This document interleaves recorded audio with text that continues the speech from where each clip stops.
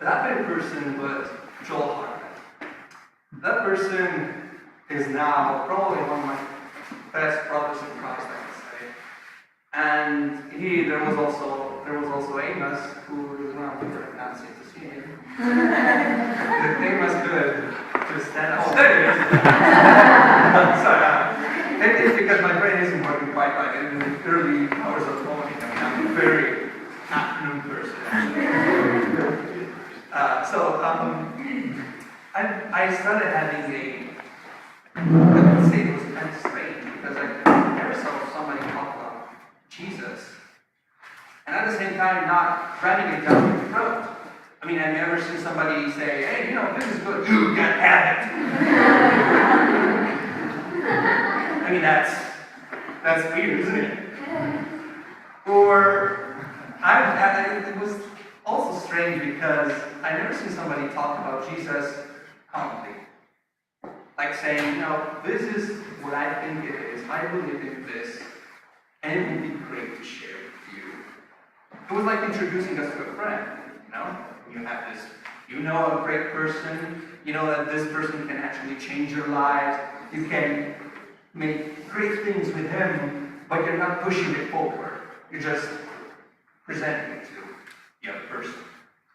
And that is actually what he did. I mean, he talked to me smoothly, I could say. And he actually had this is how it felt in how he was explaining it. But I was still not convinced. And this is the problem, I think, is still living in Italy. Most of the things we know about Jesus come from the church.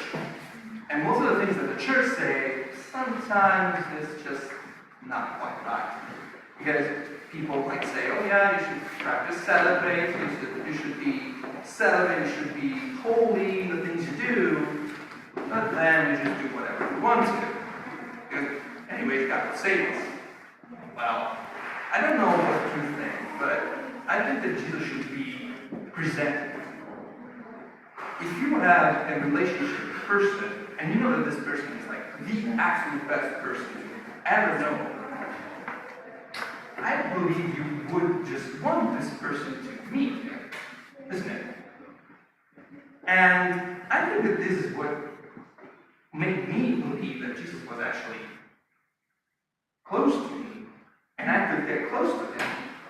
Having a personal relationship with God, telling him whatever is wrong with the world, whatever is wrong with me, all the bad things and the good things, sharing, and I mean, that's something that totally blows my mind every time I think about that. And I believe that this is what they taught me.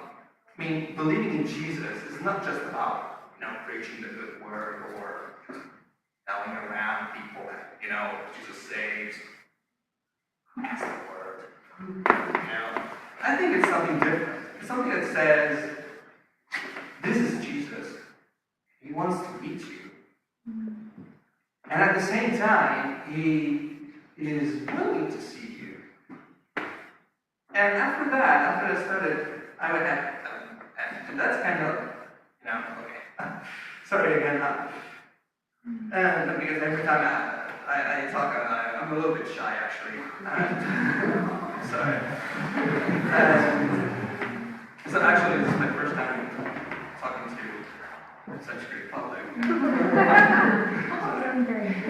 And so, what I want to say is that I still had problems in believing, because I would say, oh, this person, this Jesus, he wants to meet me.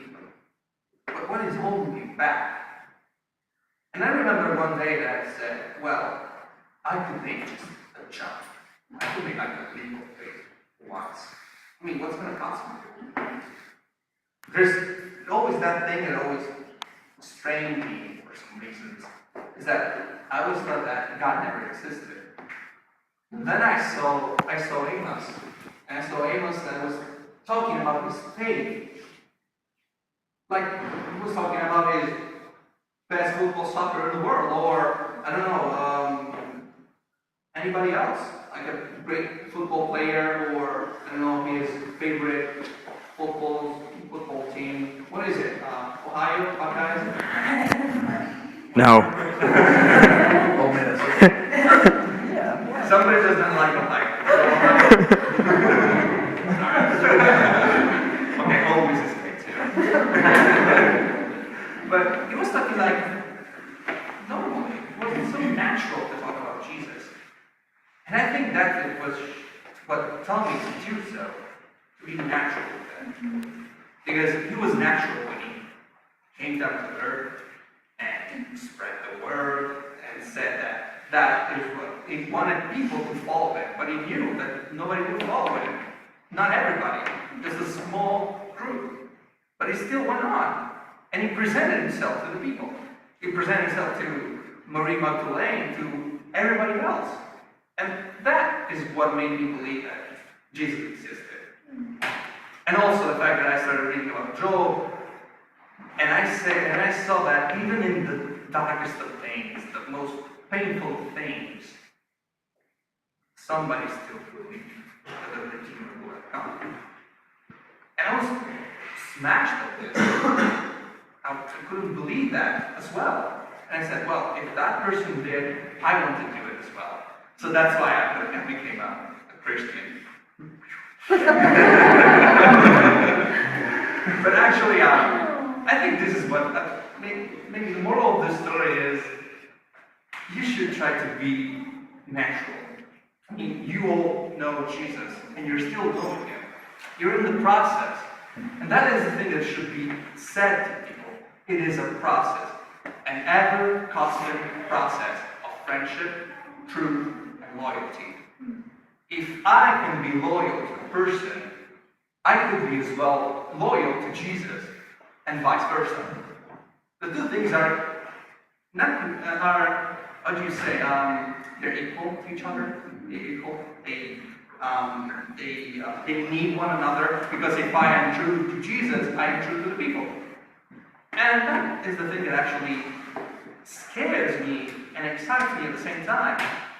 Because sometimes I feel like, oh, I don't want to talk about this. I really don't want to. But then there's Jesus saying, come on, just say it.